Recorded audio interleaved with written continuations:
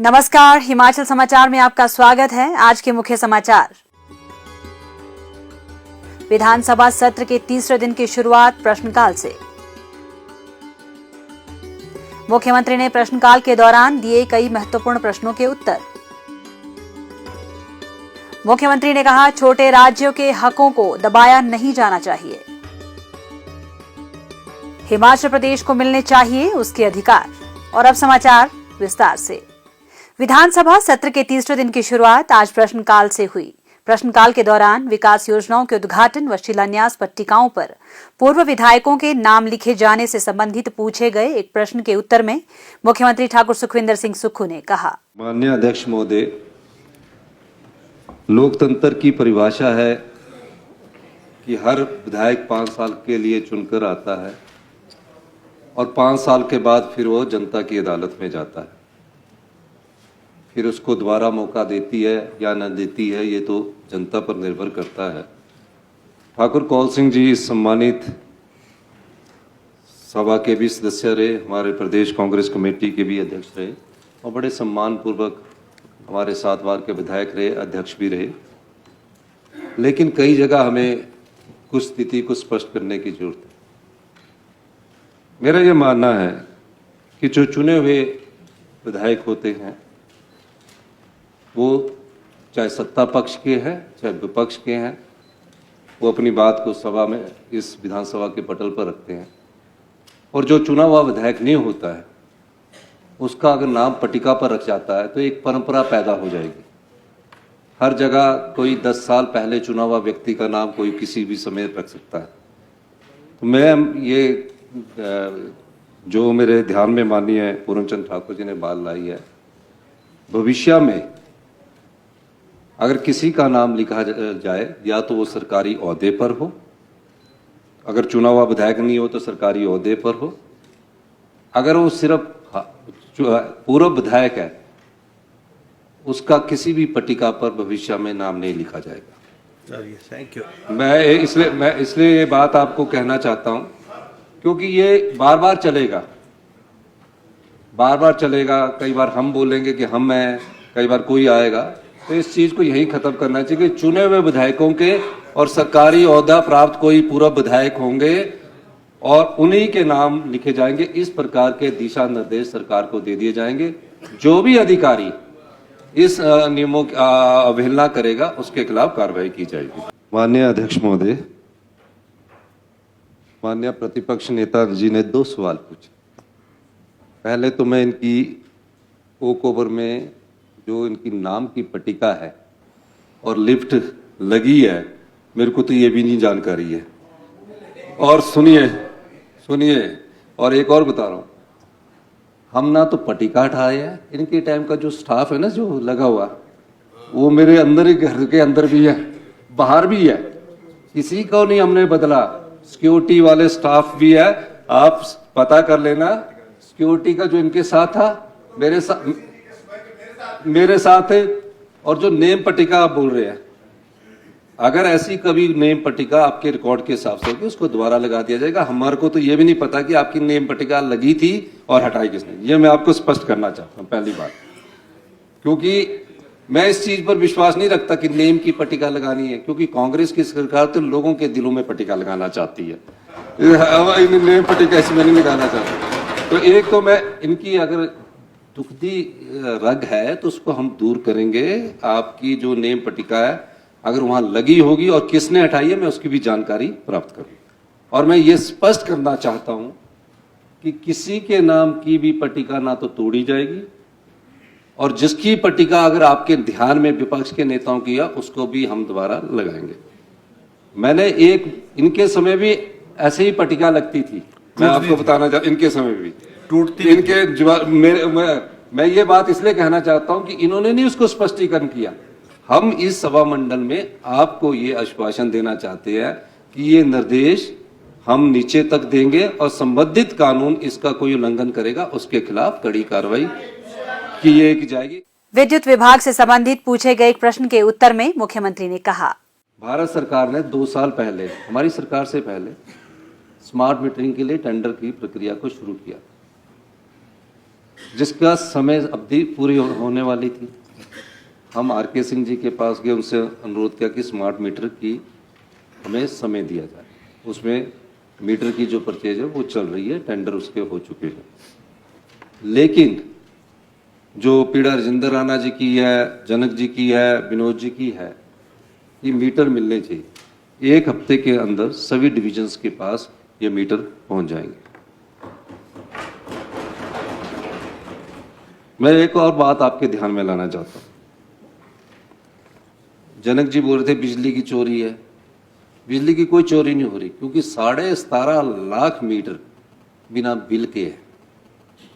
Metre लग चुके हैं, मीटर का खर्चा भी सरकार ने दिया हुआ है, लेकिन उनका बिल 0 आता है।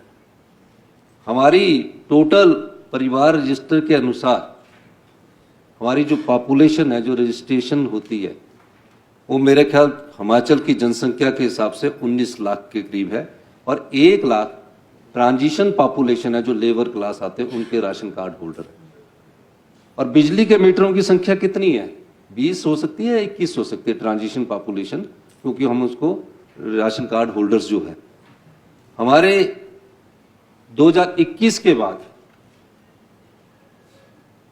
जब इस सरकार के कोरोना काल के बाद 29 लाख मीटर इस प्रदेश में हो चुके हैं। परिवार कितने हैं? 20 लाख। 9 लाख मीटर एक्स्ट्रा लगे हैं, जिनको कई प्रकार की सुविधाएं दे रहे हैं। हम सब इसमें सुधार की भी जरूरत है, और हम सबको मिलकर इसमें आगे भी आना पड़ेगा। और बिजली बोर्ड में जो कर्मचारियों की बात कर रहे हैं, मैं आपकी बात से सहमत भी हूं। 29,000 कर्मचारियों को तो हम ओल्ड पेंशन स्कीम दे रहे हैं। 6,500 कर्मचारी, जिसमें अधिकारी वर्ग के ज्यादा नए पद बनाए गए हैं। जो ये आपकी समस्या, जो लाइनमैन है, टीममेट है, इस पर सरकार बड़ी गंभीरता से विचार कर रही है, और आने वाले समय में जहां हम आउटसोर्स कर सकते हैं वहां आउटसोर्स करेंगे, और जहां हम नियुक्तियां कर सकते होंगे वहां हम मल्टीपर्पज वर्कर्स की हैसियत के हिसाब से नियुक्तियां भी करेंगे। स्टाफ की हम कमी नहीं आने देंगे। कंडक्टर की भी आपने बात की है। कंडक्टर हमारे पास पूरी है। खंबे पीछे कम थे, क्योंकि सप्लाई करने में टाइम लग जाता है, लेकिन हम इस व्यवस्था में थोड़ा और भी परिवर्तन करने की कोशिश करेंगे।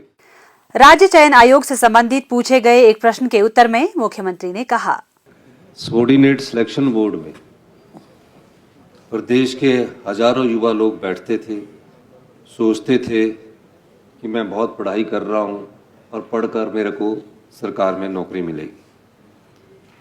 26/12/2022 को मेरे ध्यान में जब ये मामला आया,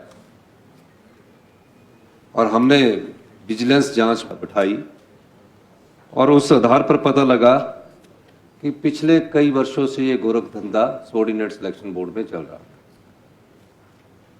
कितने युवा थे जिनको धोखा दिया गया, जो योग्य थे, और जो योग्य नहीं थे वो पेपर लीक होने के बाद वो पेपर में सिलेक्ट हुए जाते थे। अभी भी कुछ FIR दर्ज हो रही है। हमने उन युवाओं को धोखे से बचाया जो पेपर बेचे जाते थे जिनको, और जो लोग नौकरी लग जाते थे। हमने सबॉर्डिनेट सिलेक्शन बोर्ड को भंग कर दिया, और हमने सालन कमेटी रिपोर्ट बनाई और कहा कि पूरा पारदर्शिता से काम होना चाहिए। ये ठीक कहा कि 3 महीने की हमने उन्हें समय अवधि दी, लेकिन जब वो बैठकें हुई, RMP रूल्स देखेंगे तो और समय हमें बढ़ाना पड़ा, और समय हमने बढ़ाया। अब राज्य चयन आयोग का गठन कर दिया गया है, और राज्य चयन आयोग का गठन करने के बाद उसमें चेयरमैन की पोस्ट क्रिएट करके उसमें इंटरव्यू स्टार्ट करने की प्रक्रिया को शुरू किया जा रहा है। 3-4 साल से ये आपके पेपर जो सबॉर्डिनेट सिलेक्शन बोर्ड में होते थे वो सब हाई कोर्ट और सुप्रीम कोर्ट में थे। आज JOIT के जो पेपर है, जो बच्चे बैठे हैं, वो 2020 का, मेरे समय का नहीं। हम तो समस्या का समाधान कर रहे हैं। हम हर चीज में समाधान करना चाह रहे हैं। हम कैबिनेट की सब कमेटी इसीलिए बनाई है कि 1 लाख कुछ लोग बैठे, उसमें सिलेक्ट हुए 1800-1900 के लगभग। अब उसमें से भी 10-12 लोगों को पेपर लीक करवाए गए हैं। उसका समाधान ढूंढ रहे हैं। हम उनका भला चाहते हैं, कोई ओवरेज की बात नहीं। जहां हमें तो 1 ही साल हुआ है, एक साल में अगर कहीं हमारी जो नियुक्तियां होनी है वो चल रही है, फिर हमने क्या किया कि ये नियुक्तियां करनी जरूरी है। हमने पब्लिक सर्विस कमीशन को ये जो नियुक्तियां उसके बारे में हमने उनको लिख दिया और वो नियुक्तियां कर रहे हैं। तकरीबन 2-2.5 हजार नियुक्तियां तो इसी साल हमने कर दी है, जिनकी अपॉइंटमेंट लेटर इस अप्रैल में हम उनको जारी कर देंगे और उनकी नियुक्तियों के रिजल्ट भी निकल चुके हैं। इसके अलावा जो माननीय हमारे राकेश जम्वाल जी ने कहा है कि राज्य चयन आयोग कब तक करेगा, मेरा मानना है कि जल्दी ही इस प्रक्रिया को शुरू कर लिया जाएगा। और क्योंकि ये कंप्यूटर बेस्ड टेस्ट होंगे, पेपर भी कंप्यूटर ही सेट करेगा, सारे कंप्यूटर बेस्ड टेस्ट के आधार पर इसको किया जाएगा। इतना इंफ्रास्ट्रक्चर खड़ा करने के लिए अभी हमें थोड़ा समय लग रहा है, लेकिन नियुक्तियां सभी जो भी राज्य चयन आयोग के माध्यम से, जो सबऑर्डिनेट सिलेक्शन बोर्ड के माध्यम से होती है, वो सब राज्य चयन आयोग को चली जाएगी। जब तक राज्य चयन आयोग उन नियुक्तियों को नहीं करता, तब तक पब्लिक सर्विस कमीशन के द्वारा हम उन नियुक्तियों को कर रहे हैं, जिसमें पुलिस की भी भर्ती जो है, हम पुलिस का पेपर लीक नहीं करवाएंगे। लीक करवाने के बाद जब हल्ला हो गया तो दोबारा करवा दिया। हमने कहा पुलिस की भर्ती का पेपर भी जो है वो पब्लिक सर्विस कमीशन को करवाएगा, जब तक राज्य चयन आयोग पूरी तरह से काम नहीं कर सकता है। एक दूसरा, फिजिकल टेस्ट पुलिस विभाग वाले लेंगे। तो ये सब चीजें प्रक्रिया में है और हमारी सरकार युवाओं को 20,000 रोजगार 31 मार्च तक की जो एडवर्टीजमेंट है वो हम दे चुके हैं, 20,000। और कई बार आपके विपक्ष के नेता बोलते हैं यहाँ कि 1 लाख रोजगार की किस किताब में लिखा है? हमने बोला 1 लाख रोजगार 1 साल में उपलब्ध करवाएंगे। रोजगार सरकारी नौकरी नहीं होता, उसे काम देना होता है। तो ये भी मैं डिफाइन कर देना चाहता हूं। तो हमारी सरकार युवाओं के लिए स्वरोजगार की तरफ भी बढ़ रही है।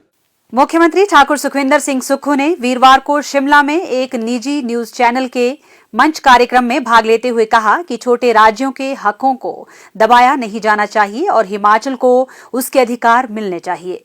उन्होंने कहा कि सर्वोच्च न्यायालय का फैसला आने के बावजूद बीबीएमबी में हिमाचल के हक नहीं मिल रहे हैं तथा पंजाब व हरियाणा को छोटे भाई हिमाचल का सम्मान करना चाहिए। उन्होंने कहा कि किशाऊ जल विद्युत परियोजना में वाटर कंपोनेंट आधार पर पावर कंपोनेंट में 90:10 केंद्र तथा राज्य सरकार को फंड करने अथवा राज्य के हिस्से में सभी पावर कंपोनेंट में 50 वर्ष तक ब्याज मुक्त ऋण सुविधा प्रदान करने का अनुरोध भी केंद्र से किया गया है।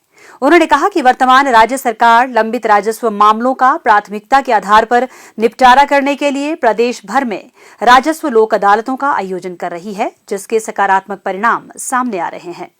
इसके साथ ही जन समस्याओं के निवारण के लिए सरकार गांव के द्वार कार्यक्रम आरंभ किया गया है। मुख्यमंत्री ने कहा कि प्रदेश सरकार ने राज्य के 4000 से अधिक अनाथ बच्चों को चिल्ड्रन ऑफ द स्टेट के रूप में अपनाया है। सरकारी कर्मचारियों के लिए पुरानी पेंशन बहाल की है। इसके साथ ही 680 करोड़ रुपए की राजीव गांधी स्वरोजगार स्टार्टअप योजना शुरू की है। अगले शैक्षणिक सत्र से सभी सरकारी स्कूलों में पहली कक्षा से अंग्रेजी मीडियम में पढ़ाई शुरू होगी। उन्होंने कहा कि मेधावी विद्यार्थियों को उच्च शिक्षा के लिए 20 लाख रुपए तक का ऋण 1% ब्याज दर पर उपलब्ध करवाया जा रहा है। उन्होंने कहा कि राज्य सरकार ने पिछले 14 माह के कार्यकाल में समाज के अंतिम व्यक्ति तक कल्याणकारी योजनाओं को पहुंचाने का सफल प्रयास किया है। समाज का जो वर्ग अपनी आवाज नहीं उठा सकता, उस तक भी सरकार पहुंची है। हिमाचल समाचार देखने के लिए सब्सक्राइब करें यूट्यूब चैनल हिमाचल समाचार, फॉलो करें x@DPRHP, लाइक करें Facebook page information and public relations department Himachal Pradesh, follow करें इंस्टाग्राम @DIPR हिमाचल, विजिट करें वेबसाइट www.himachalpr.gov.in। इस अंक में इतना ही। कल फिर होगी मुलाकात। दीजिए इजाजत। नमस्कार।